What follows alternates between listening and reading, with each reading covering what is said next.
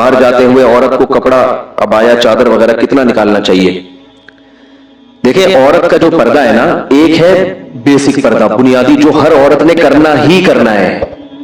وہ کیا ہے کہ پورا جسم چھپا ہوا ہو سوائے چہرے اور ہاتھ کے. یہ تو پوری امت کا اجماع ہے کہ اتنا پردہ تو عورت نے, بولو بھائی, کرنا ہی کرنا ہے. اس میں کسی کا اختلاف نہیں. بال نہیں کھول سکتی, کلائیاں نہیں کھول سکتی, پنڈلیاں نہیں کھول سکتی, پاؤں, چہرہ اور ہاتھ. یہاں تک سمجھ میں آئی بات؟ یعنی یہ تو اس کا تو آپشن ہے ہی نہیں, سر کے بال کھولنے کا یا سر سے چادر ہٹ جائے. دوسرا ہے چہرے کا پردہ. تو چہرے کے پردے کے بارے میں علماء کا اختلاف ہے.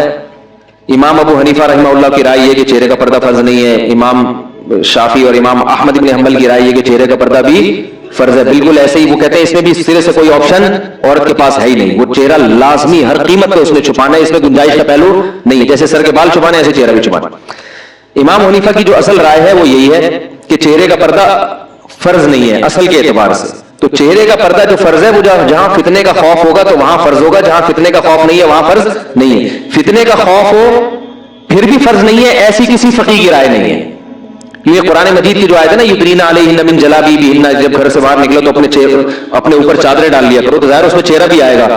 تو وہ فتنے کے خوف ہی کے موقع پر اللہ نے فرمایا. تو جہاں بھی فتنے کی نوعیت چاہے کسی بھی نوعیت کی ہو, تو اس پر علماء کہتے ہیں کہ جوان عورت کے چہرے میں فتنے کا خوف بہرحال موجود ہے. سارے تو مسائل چہرے ہی سے پیدا ہوتے ہیں نا, تو اس لیے فتنے کی وجہ سے چہرے کا کے چھپانے کا حکم دیا جائے گا. اور فتویٰ اسی پر ہے کہ اگر کوئی جوان عورت چہرہ نہیں چھپاتی تو وہ گناہگار ہوگی. امام حنیفہ کا جو قول ہے چہرہ فرض نہیں ہے, وہ اس صورت میں کہ فتنے کا خوف نہ ہو. یعنی یہ اس میں ایک نرم پہلو نکلتا ہے کہ بعض دفعہ ضرورت ہوتی ہے چہرہ کھولنے کی, بعض دفعہ خوف ہی نہیں ہوتا بالکل بھی. تو اب متاخرین حنفیہ کا فتویٰ اسی پر ہے, اور اسی پر تقریباً سارے علماء جو فقہ حنفی کو فالو کرنے والے ہیں سب متفق ہو چکے ہیں. اور آج سے نہیں, آج سے 700-800 سال پہلے یہ فتویٰ دیا جا چکا ہے کہ اب عورت کو چہرہ کھولنے کی اجازت نہیں ہے, کیونکہ نبی صلی اللہ علیہ وسلم کے دور میں باندیاں ہوتی تھیں, بیویاں بہت کثرت سے, تو حلال اتنا زیادہ ملتا تھا کہ حرام کی طرف لوگوں کے قدم نہیں جاتے تھے, اور وہ مواقع بھی نہیں تھے برائی کے. اب حلال میں پابندیاں لگ گئی ہیں اور حرام, تو اب لوگوں کی نظر اتنی صاف نہیں ہے. کوئی جوان عورت جائے گی تو بہت زیادہ امکان ہے کہ لوگ بری نیت سے اس کو دیکھیں گے, تو اس لیے عورت پر چہرہ چھپانا اس زمانے میں فرض ہے. بات آئی سمجھ میں؟ تو یہ تو ہو گیا. لیکن اس میں چونکہ اختلاف ہے اور ایک پہلو نکلتا ہے, تو جہاں شدید مجبوری ہوگی تو وہاں گنجائش دی جائے گی. مجبوری کا مطلب کوئی ایکٹر ہے, اداکارہ ہے, فلم ایکٹریس ہے, وہ توبہ کر رہی ہے, تو اب اس بیچاری نے جہاں ایسی بے حیائی میں زندگی گزاری, اب اس کو تھوڑا نرمی کی طرف کہ بھائی چلو تم وہ پردہ کر لو جو سب کا جس پر اتفاق ہے. something is better than nothing. اب آپ اس کو مکمل کہیں گے جی وہ سر کے بال سے لے کے پاؤں کے ناخن تک, تو اس کے لیے مشکل ہوگا. بات آ رہی ہے سمجھ میں؟ تو ایک علماء صلحاء کے گھرانے کا معاملہ کچھ اور ہے, ایک بالکل لبرل عورت جو بیچاری توبہ کر رہی ہے, تو اس کو تو گنجائش کا پہلو دیا جائے گا نا. بھائی پہلے تو بالکل ہی ڈانس کرتی تھی, ناچتی تھی, گاتی تھی, ایکسپوز کرتی تھی, چلو اب اتنا ہو کہ چہرہ کھول لو, باقی جسم ڈھانپ لو. تو ایسے موقع پر اس کو گنجائش دی جائے گی, گنجائش کے فتوے سے فائدہ اٹھا کے. سمجھ لیں؟ یا کسی عورت کے لیے اور مشکلات پیش آ رہی ہیں معاشرے میں, بہت جینا حرام کر دیا, بعض دفعہ رشتہ دار طلاق تک دے دیتا ہے شوہر پردہ کرنے پر.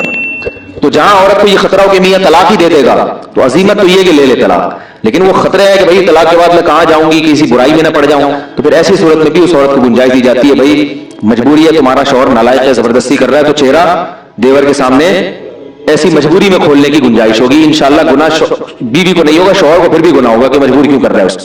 تو یہ تیسرا پردہ ہے, وہ ہے تقویٰ. تقوی کا تقاضا یہ ہے کہ عورت سر کے بال سے لے کے پاؤں کے ناخن تک اپنے آپ کو, اچھا یہ جو بوڑھی عورتیں یہ چہرے کے پردے سے مستثنا ہے, ان پر لازم نہیں کیونکہ اس میں فتنہ نہیں ہوتا.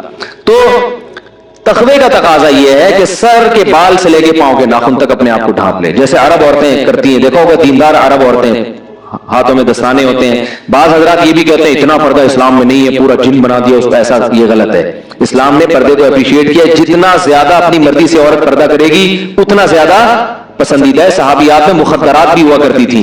مخدرات کہتے ہیں وہ عورتیں جن کے جسم کے کپڑے پر بھی کسی کی نظر نہیں پڑتی تھی, اتنا اپنے آپ کو مردوں سے چھپاتی تھی. تو اسلام نے عورت جتنا زیادہ پردہ کرے گی اس کو اپریشیٹ کیا ہے. ہاں بشرطے کہ اس سے ضروری کاموں میں حرج نہ ہو رہا ہو. اب جوائنٹ فیملی میں بہو صاحبہ نے مخدرات میں شامل کر کے دروازہ بند کر کے کنڈی لگا دی کہ دیور کی میرے کپڑوں پہ بھی نظر نہیں پڑنی چاہیے.